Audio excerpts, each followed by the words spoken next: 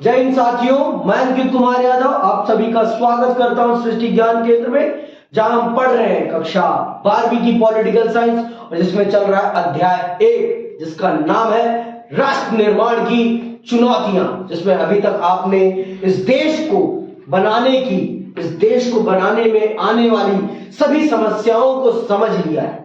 आपने समझ लिया कि भारत को विभाजन से किस प्रकार की समस्याओं का सामना करना पड़ा और इस विभाजन के कारण किस प्रकार से हमारे सामने रजवाड़ों की विलय की समस्या खड़ी हुई। अब हमने रजवाड़ों का भी विलय कर लिया और हमने अपने देश को एकजुट कर लिया है। अब हमें अपने देश को अंदरूनी तौर पर ऐसा बनाना है जिससे कि आगामी समय के लिए इनमें डिस्प्यूट ना हो। तो हम इसके लिए क्या करते हैं, इस समस्या को हम कैसे सुलझाते हैं, अब हम चल रहे हैं उसको पढ़ने। हम चल रहे हैं अपने राज्यों का पुनर्गठन करने। हम क्या करने चल रहे हैं? अपने राज्यों का पुनर्गठन, जिससे कि हमारे राज्यों के बीच में किसी भी प्रकार का डिस्प्यूट पैदा ना हो। आप जानते हैं कि हमने 565 देसी रियासतों को अपने देश में समा लिया। 565 देसी रियासत। अब इन 565 देसी रियासतों को हम ऐसे तो नहीं रख सकते थे ना। हमने संघात्मक ढांचे वाली सरकार अपनाई थी, तो हमारे देश में 2 स्तर की सरकार थी। एक वो सरकार थी जो पूरे देश को चलाएगी और एक राज्यों के लिए सरकार थी, जिसमें जैसे आज हमारे देश में कितने राज्य हैं? 28 राज्य हैं। और कितने केंद्र शासित प्रदेश है? 8 केंद्र शासित प्रदेश है। तो हमारे देश में आप मान लीजिए कि 30 मुख्यमंत्री हैं। 30, मैं अगर गलत नहीं हूं तो 29 का तो पक्का है। 29 का तो पक्का है। एक और केंद्र शासित प्रदेश में विधानसभा है, इतना मुझे पता है। अब वो कौन सी है वो नहीं पता। एक आपका दिल्ली है जिसमें विधानसभा है। दिल्ली एक केंद्र शासित प्रदेश है और इसमें इसकी अपनी विधानसभा भी है। आपका मुख्यमंत्री है ना, यहाँ पर आप अपने लिए मुख्यमंत्री का चयन करते हैं और सभी केंद्र शासित प्रदेशों में ऐसा नहीं है। वहां मुख्यमंत्री नहीं होता, वहां कौन होता है? लेफ्टिनेंट गवर्नर होता है। कौन होता है? लेफ्टिनेंट गवर्नर, एलजी कहते हैं उसे, या गवर्नर कह देते हैं। ठीक है, ये होता है, राज्यपाल कहते हैं उसे। ठीक, तो इस प्रकार से है। तो हमारे देश में हमने 2 संघीय ढांचा अपनाया था। तो संघीय ढांचा के अंतर्गत हमें 2 स्तर की सरकारें बनानी थी, एक तो पूरे देश के लिए और राज्यों के लिए, जिससे कि राज्यों की समस्याओं को राज्य सरकारें सही ढंग से सुलझाते हुए देश को आगे बढ़ाती हुई चलती चले। ये था हमारा। तो इस चीज को करने के लिए हमें ये जो अपना विविधता भरा देश मिला था, इसको सही ढंग से बांटना था, जिससे कि हमारी सारी समस्याओं को हम सही ढंग से सुलझा पाए और राज्यों के बीच में सही ढंग से तालमेल बिठा पाए। तो इस तालमेल को बिठाने के लिए हमें राज्यों को बनाना था। तो इन राज्यों को हम कैसे बनाएंगे, इसके बारे में चर्चा होती है। और चर्चा होती है कि हम किन आधारों पर राज्यों का निर्माण करें। किन आधारों पर? क्या धर्म के आधार पर करें, क्या संस्कृति के आधार पर करें, क्या भोजन के आधार पर करें, या भूगोल के आधार पर? इन सारे विषयों पर चर्चा होती है। इन सारे विषयों पर चर्चा होती है कि किस आधार पर हम अपने राज्यों का निर्माण करें। तो एट द एंड सब एक ही बात पर एग्री होते हैं और वो बात होती है भाषा, कि हमें अपने राज्यों का निर्माण भाषा के आधार पर करना चाहिए। इसमें आपका भूगोल भी आ जाएगा, इसमें आपकी संस्कृति भी आ जाएगी, इसमें आपका धर्म भी आ जाएगा। इसमें कोई समस्या नहीं आएगी। भाषा एक ऐसी चीज है जो सबकी कॉमन हो सकती है, एक एरिया में रहने वाले की, चाहे वो किसी भी धर्म को माने, चाहे वो किसी भी संस्कृति को माने, चाहे वो किसी भी भौगोलिक क्षेत्र में क्यों न रहे, उसकी भाषा और संस्कृति, उसकी भाषा में ये सारी चीजें आ सकती हैं। अब मान लो जैसे अब आपका राजस्थान है और राजस्थान में भी ऐसा नहीं है कि पूरा भौगोलिक क्षेत्र मरुभूमि है, ऐसा नहीं है। उसमें शहरी क्षेत्र भी है, उपजाऊ क्षेत्र भी है और मरुभूमि भी है। तो इन सब को एकजुट करके और आपके इस राजस्थान में ही सबसे ज्यादा देसी रियासतें थी, सबसे ज्यादा देसी रियासतें इसी में थी। तो इन सभी देसी रियासतों को और एक भाषा के आधार पर हमने देखा और इसे हमने क्या बना दिया? राजस्थान। इसे हमने क्या बना दिया? राजस्थान। इसे क्या नाम दे दिया हमने? राजस्थान। तो चल रहे हैं इसी चीज को हम बहुत ही विस्तार पूर्वक समझने कि हमने अपने देश के राज्यों का गठन किस आधार पर किया और क्या हमें समस्या आई थी इन राज्यों के निर्माण में। हमने विभाजन कर दिया, हमने रजवाड़ों का विलय कर लिया, अब हम चल रहे हैं राज्यों का पुनर्गठन करने। तो चलिए विस्तार से पढ़े। चलिए, बंटवारे और देशी रियासतों के विलय के साथ ही राष्ट्र निर्माण की प्रक्रिया का अंत नहीं हुआ। भारतीय प्रांतों की आंतरिक सीमाओं को तय करने की चुनौती अभी सामने थी। और ये चुनौती क्यों थी हमारे सामने? क्योंकि हमने संघीय ढांचा अपनाया था।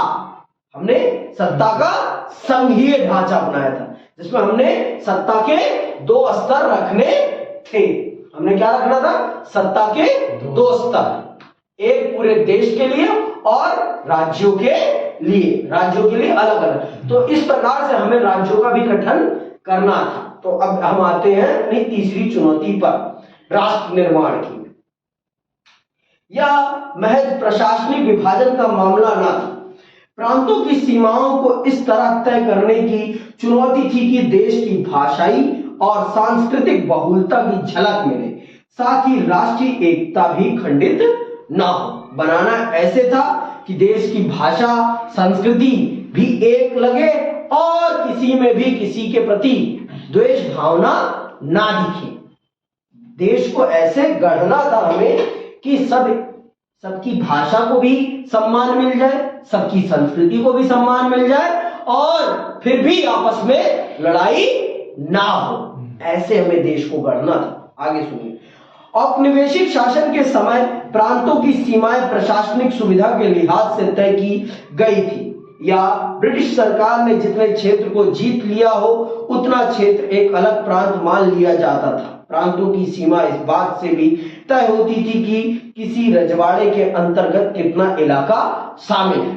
ब्रिटिश काल में तो इस प्रकार से था कि जितने पे ब्रिटिश सरकार का राज था वो अलग प्रांत कहलाता था और जितने पे रजवाड़ों का राज था वो अलग प्रांत कहलाता था। लेकिन हम तो वैसे नहीं कर सकते थे ना, हमें तो जनता के आधार पर सब कुछ करना था, क्योंकि हमने क्या अपनाया था? लोकतांत्रिक शासन पद्धति। तो हमें तो जनता की अभिव्यक्ति करनी थी ना भाई। अगर हम जनता की अभिव्यक्ति नहीं करते तो फिर लोकतंत्र में और तानाशाही में अंतर क्या रहता? तो हमें तो जनता की इच्छाओं के अनुरूप सारा का सारा शासन चलाना था और जनता की अभिव्यक्ति को पहचान प्रदान करनी थी। हमें जनता की अभिव्यक्ति को पहचान प्रदान करनी थी, जिससे कि जनता भारत से अपना जुड़ाव महसूस कर सके। जनता क्या कर सके? अपना भारत के साथ जुड़ाव महसूस कर सके। अब आप देखिए, राजस्थान की जनता में अपने राज्य के प्रति प्रेम है कि नहीं है? और ये प्रेम कैसे पैदा हुआ? कि हमने उनको भाषा के आधार पर कलेक्ट कर दिया, जिससे कि उनके अंदर अपने क्षेत्र के प्रति प्रेम की भावना पैदा हुई। गुजरातियों में गुजरात के प्रति, मराठियों में महाराष्ट्र के प्रति, मध्य प्रदेश वालों में मध्य प्रदेश के प्रति ये भावनाएं कैसे पैदा हुई? जब हमने उनकी भाषा को सम्मान दिया और उनके क्षेत्र को एक पहचान प्रदान करी। किस आधार पर? भाषा के आधार पर, ना कि धर्म के आधार पर। बात समझ में आई कि नहीं आई अभी भी? कि हमने हमारे देश में हमने कभी भी अपने देश की राजनीति को धर्म की राजनीति की तरफ नहीं जाने दिया।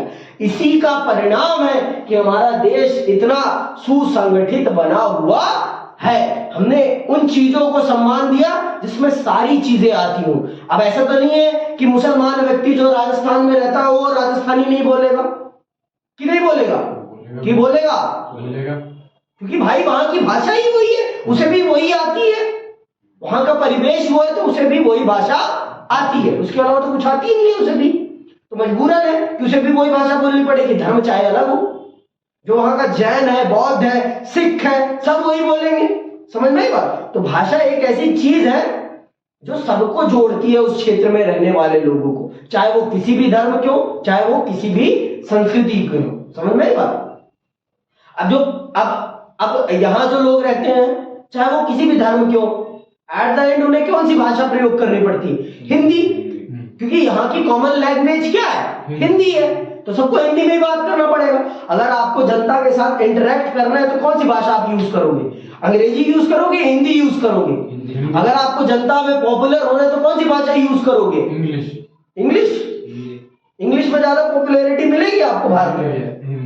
हाँ बताओ, मोदी जी को किस भाषा में पॉपुलैरिटी मिली हुई है? राहुल गांधी को अच्छी इंग्लिश बोलनी आती है? नहीं, उसे इंग्लिश नहीं बोलनी आती है, उसे इंग्लिश बोलनी आती है। मोदी जी को इंग्लिश नहीं बोलनी आती उतनी फ्लुएंसी के साथ। तो कौन फेमस है? राहुल गांधी ज्यादा फेमस है कि मोदी जी ज्यादा फेमस है? मोदी। क्यों? क्योंकि वो जनता की भाषा में संवाद करते हैं। यही तो मूर्खता है कि आप बात नहीं समझ रहे कि जो जनता की भावना को समझने वाली बात बोलेगा उसे जनता पसंद करेगी, उसे नहीं पसंद करेगी जो अफगानी भाषा बोलेगा या अंग्रेजी भाषा बोलेगा। भारत में अगर आपको फेमस, अच्छा बीबी की वाइन्स अंग्रेजी में फेमस है? नहीं भैया। बताओ भाई, बीबी की वाइन्स देखते हो ना सारे के सारे? तो भुवन बाम अंग्रेजी बोल के फेमस हुआ है कि हिंदी बोल के फेमस हुआ है? हिंदी। हाँ बोलो ना मुझे, अरे बोलो हिंदी। कौन सी भाषा? हिंदी। समझ में आ गई कि भाषा एक ऐसी चीज है, अगर आप इसके द्वारा देश को जोड़ना चाहेंगे तो बहुत जल्दी आप कनेक्ट कर लेंगे। इसमें सब चीजें इंक्लूड होती है, चाहे वो आपका धर्म हो, चाहे वो आपकी संस्कृति हो, आपका भोजन हो, कुछ भी। समझ में आई बात? आप इसमें सब कुछ ऐड कर लेते हैं। अब ऐसा तो नहीं है कि इस क्षेत्र में ये अलग भौगोलिक क्षेत्र है, ये अलग भौगोलिक क्षेत्र है, ये दोनों इंटरकनेक्टेड है ना भाषा, क्योंकि ये सारे के सारे राज्य क्या है? हिंदी बेल्ट के राज्य हैं। एट द एंड इनकी कॉमन लिपि है। लिपि माने स्क्रिप्ट, लिखने का तरीका सबका एक ही जैसा है। क्या है? देवनागरी लिपि है। सबकी लिपि क्या है? देवनागरी। एट द एंड सारे के सारे कनेक्ट हो जाते हैं। कौन कौन से? आपका ये हो गया हिमाचल हो गया, हरियाणा हो गया, उत्तराखंड हो गया, उत्तर प्रदेश हो गया, मध्य प्रदेश हो गया, गुजरात हो गया, आपका राजस्थान हो गया, बिहार हो गया, झारखंड हो गया, छत्तीसगढ़ हो गया। ये सारे के सारे एट द एंड कलेक्ट हो जाते हैं। क्यों?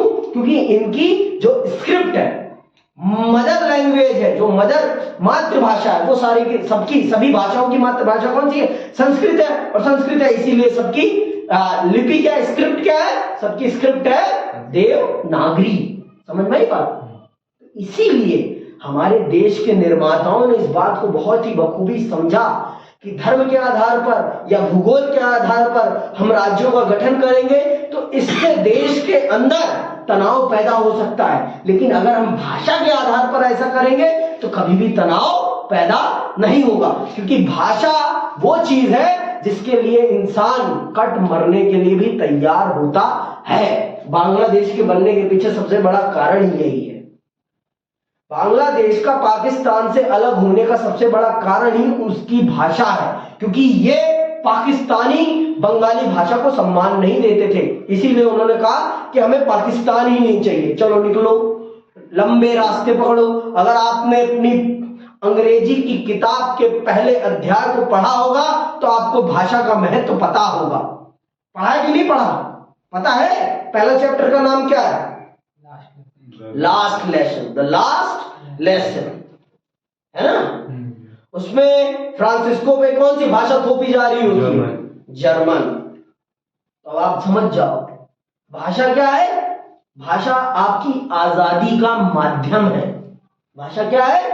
आजादी का माध्यम है। आप अपनी जो चपड़ चपड़ जबान चलाते हो इसी के कारण चला पा रहे हो। भाषा ही नहीं होती तो आप बोल ही नहीं पाते। आजाद हो इसका मतलब भाषा हो, भाषा है। भाषा के बिना आजादी संभव नहीं है।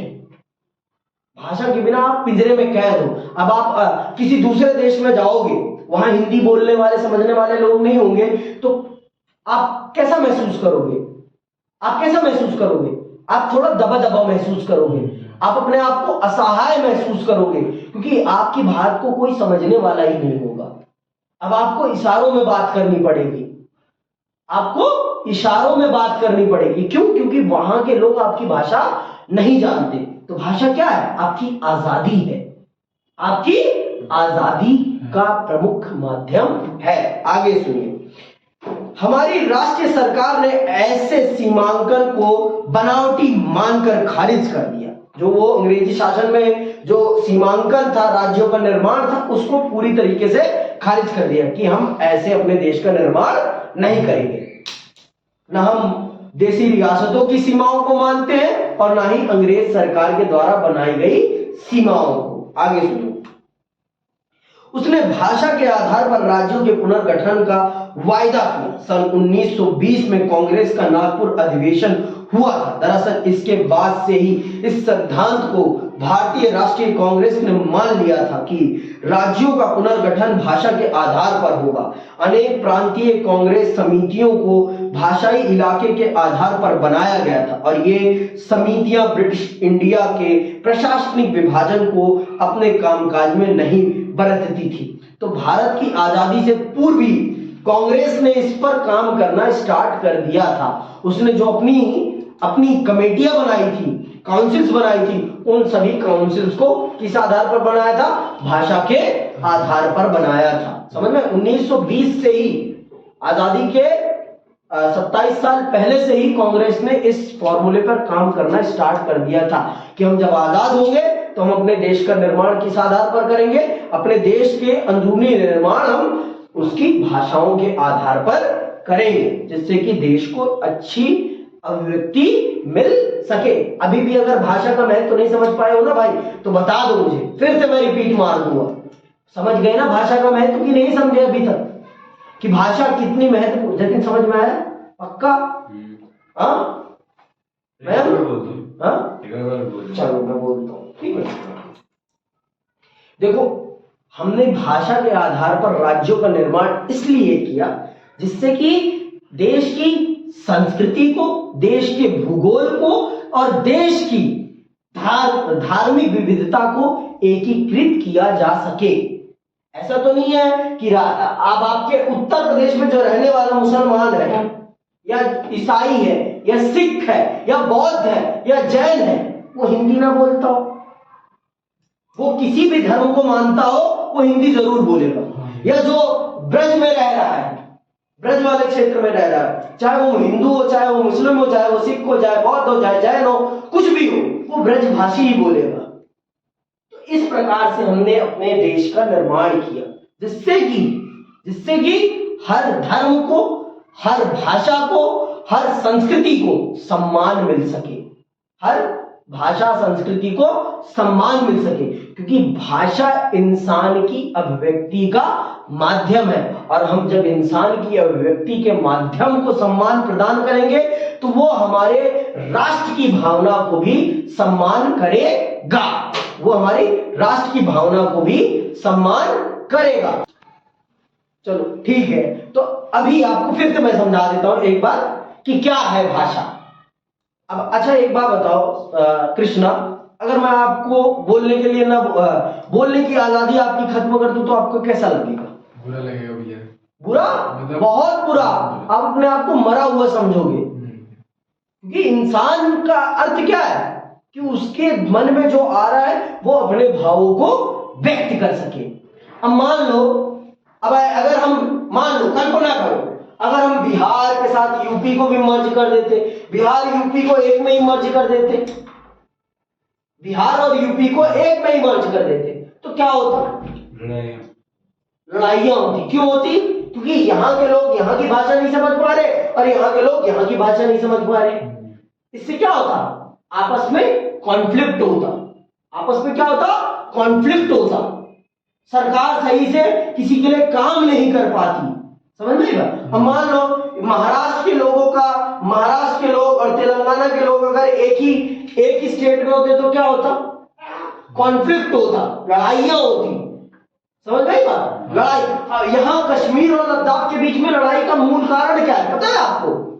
कश्मीर से लद्दाख अलग क्यों होना चाहता था? क्योंकि कश्मीरी प्रशासन में लद्दाख की भाषा को सम्मान नहीं दिया जाता था। अब भाई आपको वो भाषा आती नहीं है तो आप पढ़ाई लिखाई कैसे कर पाओगे भाई? आपने बचपन से वो भाषा ही नहीं पढ़ रखी। अब यहां हमारे देश में ही देख लो, अंग्रेजी हमारे देश पर ऐसे ला दी जाती है जिससे कि बच्चे फेल हो जाते हैं। अगर ये अंग्रेजी का बोझ आपके माइंड से हट जाए तो कितना अच्छा रहेगा, सरल हो जाएगा ना चीजें आपके लिए, क्योंकि आप अंग्रेजी बचपन से नहीं जानते, क्योंकि वो आपकी मदर टंग नहीं है, आपकी वो मदर टंग नहीं है, इसलिए आप उसको बखूबी नहीं समझते हैं। और यही हिंदी है, हिंदी को आप बखूबी समझते हैं, क्यों? क्योंकि ये आपकी मदर टंग है। तो पढ़ाई किसमें होनी चाहिए? आपकी मदर टंग में होगी तो ज्यादा बेटर रहेगा कि उस भाषा में होगी जिस भाषा का हमारे समाज से कोई सरोकार ही नहीं है, तो आप ज्यादा समझोगे ना। आपकी मातृभाषा में अगर आप पढ़ाई करोगे तो आप ज्यादा समझोगे, कि आप उस भाषा में समझोगे जो विलायती भाषा है। अब अगर आपको फ्रांस में मैं फ्रांसीसी भाषा में मैं खड़ा होकर अब स्पीच दूंगा तो आपको समझ में आएगा? बिल्कुल नहीं। अब बात समझ में आई भाषा क्यों इंपॉर्टेंट थी और क्यों हमने भाषा को सम्मान देते हुए अपने राज्यों का निर्माण किया, जिससे कि राज्यों के प्रशासन को चलाने में, राज्यों की शिक्षा व्यवस्था को सही ढंग से चलाने में, वहां के लोगों के प्रशासन को समझने में। अब एक बात बताओ, मान लो आप आईएएस हो, आप आईएएस हो, ठीक है, ठीक है, आप आईएएस हो और आप हो बिहार में, आप हो बिहार में, ठीक है, बिहार आईएएस हो, और आप कहां के आईएएस हो?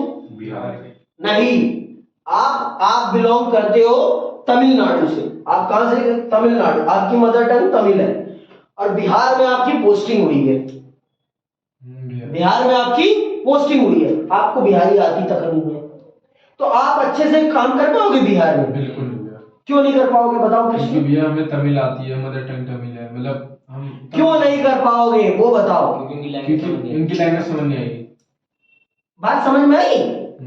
अब बात समझ में आई कि बात ही नहीं समझ पाऊंगा मैं, तो उनके लिए काम कैसे कर पाऊंगा? तो इसीलिए भाई सरकार का मूल उद्देश्य क्या होता है? जनता का कल्याण करना ना, और जनता के कल्याण की बात ही मैं नहीं समझ पाऊंगा, जनता को क्या चाहिए, तो फिर मैं जनता का कल्याण कैसे करूंगा? तो इसीलिए हमने अपने देश का निर्माण भाषा के आधार पर किया, जिससे कि उस क्षेत्र की भाषा को सम्मान मिल सके और जनता अपनी समस्याओं को आसानी से सरकार तक पहुंचा पाए।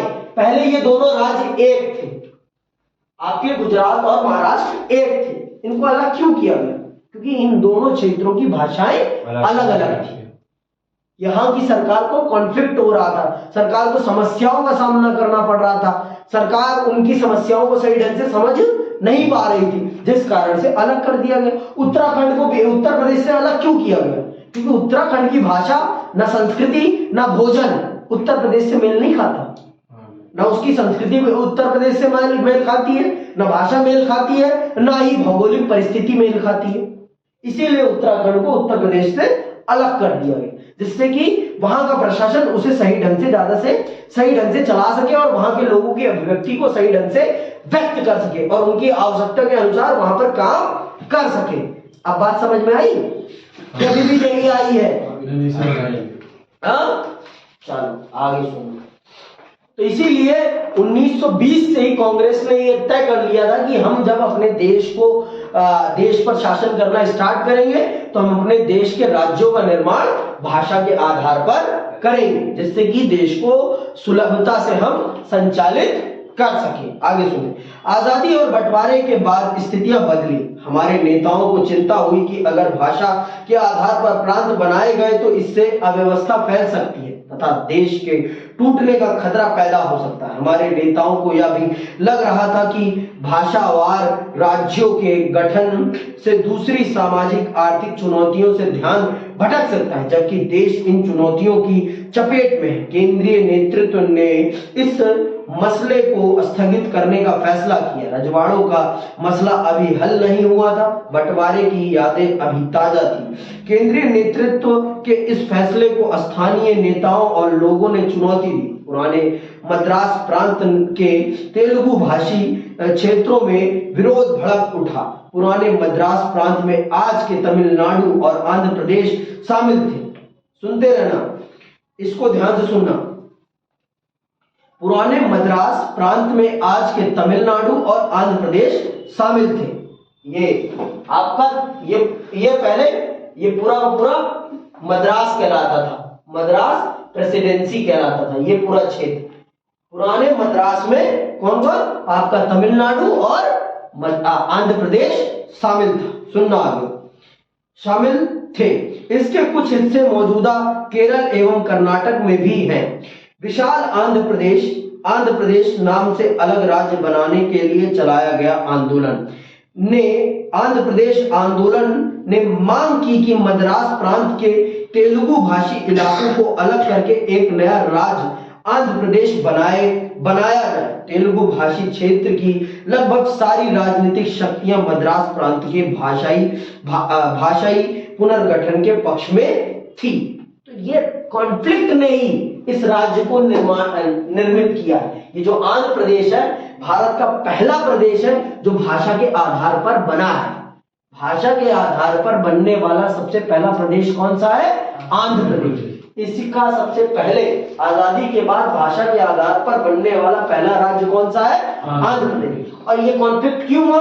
क्योंकि तमिल यहाँ के लोग यहाँ की भाषा नहीं समझते थे और यहाँ के लोग यहाँ की भाषा, तो कॉन्फ्लिक्ट होता था भाई। जो सरकारी काम होते थे वो सारे के सारे तमिल भाषा में होते थे, तमिल में, है ना? तो उनको तो उस बात को समझना ही नहीं आता था। तेलुगु में होते थे, ठीक है, तेलुगु में होते थे, इसलिए उनको समझ में नहीं आता था कि क्या है क्या है। अब भैया उत्तर प्रदेश में हिंदी में क्यों होता है? क्योंकि वहां की मदर टंग लैंग्वेज सब कुछ हिंदी में। अगर वहां पर आप अंग्रेजी में काम करोगे तो लोग समझ भी नहीं पाएंगे, क्योंकि सरकार का काम है जनता के लिए काम करना, और जनता ही अगर सरकार की बात नहीं समझ पा रही है तो फिर मतलब क्या है सरकार का होने का? सरकार का काम क्या है? जनता का काम करना ना। तो इसीलिए इन लोगों ने आंदोलन चलाया, आंध्र आंदोलन, और अपने आप को तमिल लोगों से अलग किया, जिससे कि उनके प्रशासन को वो अपने अनुसार चला सके और अपनी समस्याओं का समाधान जल्दी से जल्दी करा सके। समझ में आई बात कि नहीं आई? अभी भी आगे सुनो।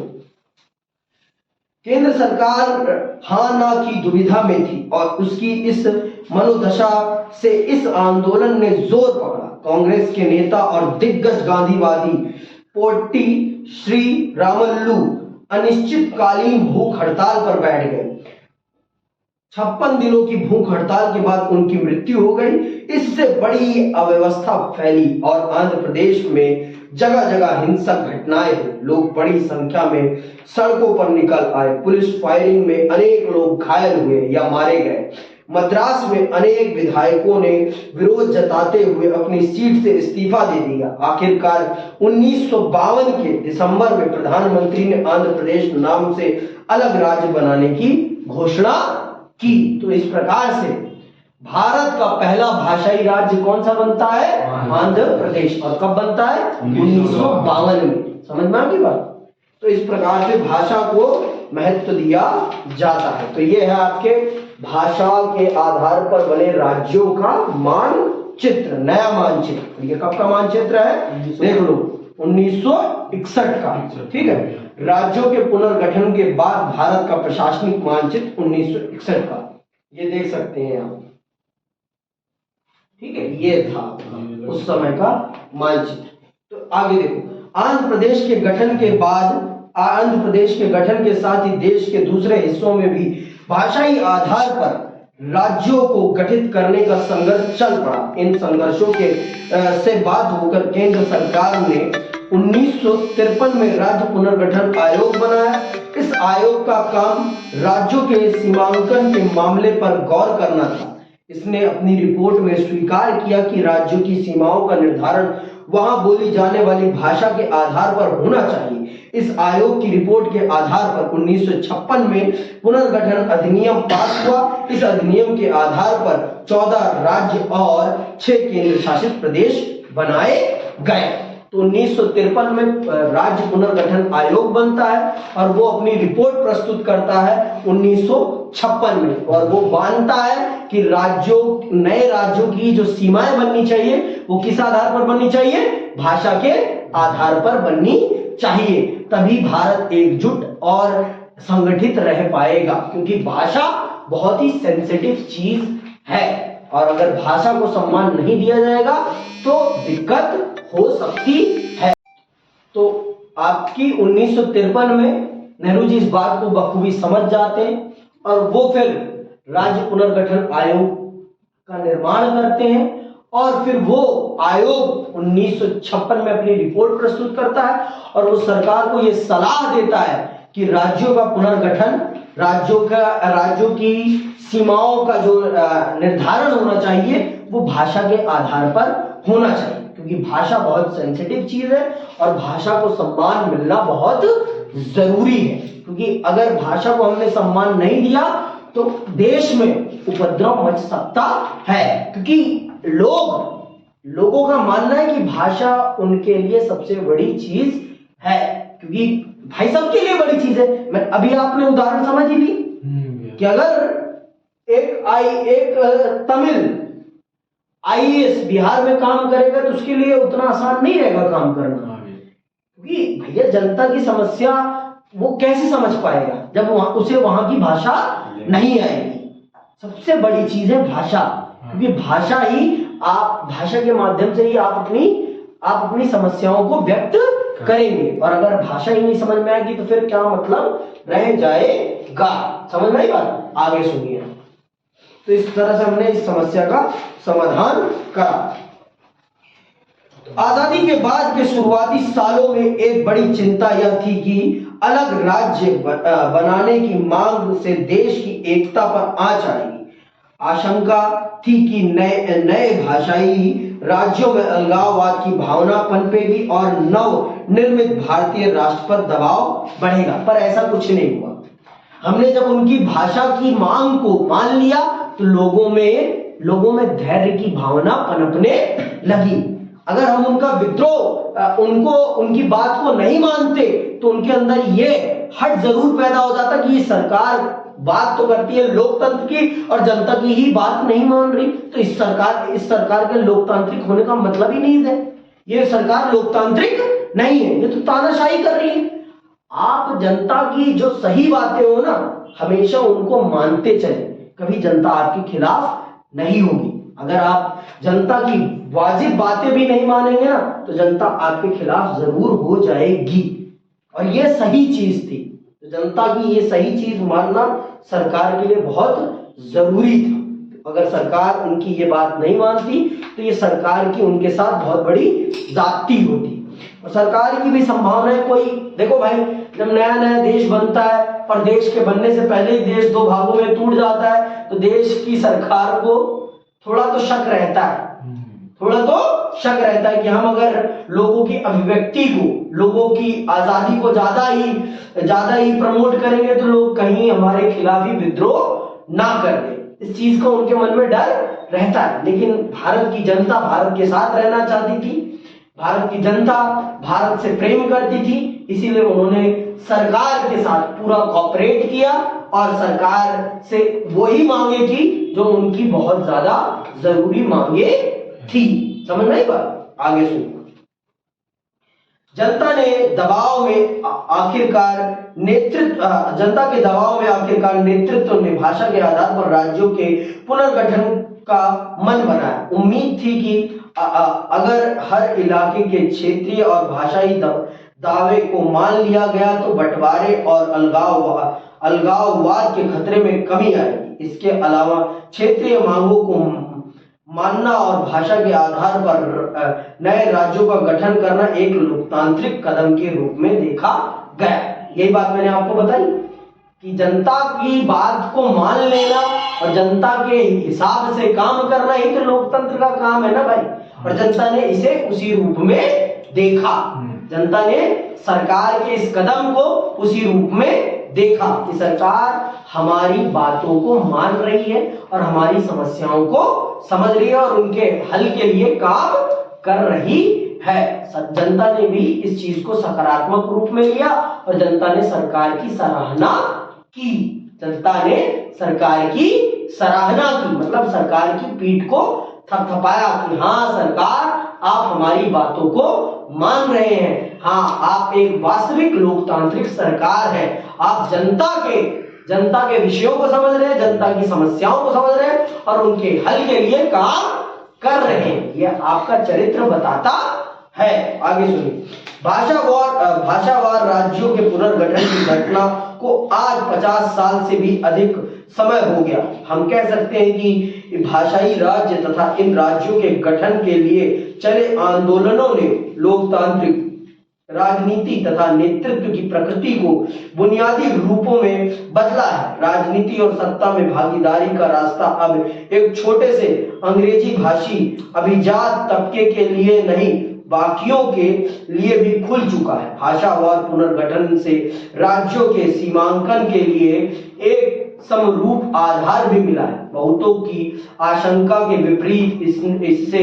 देश नहीं टूटा, इसके विपरीत देश की एकता और ज्यादा मजबूत हुई। सबसे बड़ी बात यह है कि भाषावार राज्यों के पुनर्गठन से विभिन्नता के सिद्धांत को स्वीकृति मिली। जब हम कहते हैं कि भारत ने लोकतंत्र अपनाया है तो इसका सीधा सा मतलब इतना भर नहीं होता कि भारत में लोकतांत्रिक संविधान पर अमल होता है अथवा भारत में चुनाव कराए जाते हैं। भारत में लोकतांत्रिक होने का एक व्यवहारिक अर्थ है। लोकतंत्र को चुनने का अर्थ था विभिन्नताओं को पहचानना और उन्हें स्वीकार करना, साथ ही यह मानकर चलना कि विभिन्नताओं में आपसी विरोध भी हो सकते हैं। दूसरे शब्दों में कहें तो भारत में लोकतंत्र की धारणा विचारों और जीवन पद्धतियों की बहुलता की धारणा से जुड़ी हुई है। आगे के दिनों में अधिकतर राजनीति इसी दायरे में चली है। तो आप कह सकते हैं कि भारत ने भाषा के आधार पर राज्यों का गठन करके भारत को तोड़ा नहीं, भारत को इतनी कड़ी जंजीर में जोड़ दिया कि भारत फिर कभी टूट नहीं सकता। हमने 14 नए राज्य बनाए थे आज हमने हमारे देश में कितने राज्य हैं? 28। 14 दूना 28। हमने आज 72 सालों में डबल संख्या कर ली है राज्यों की।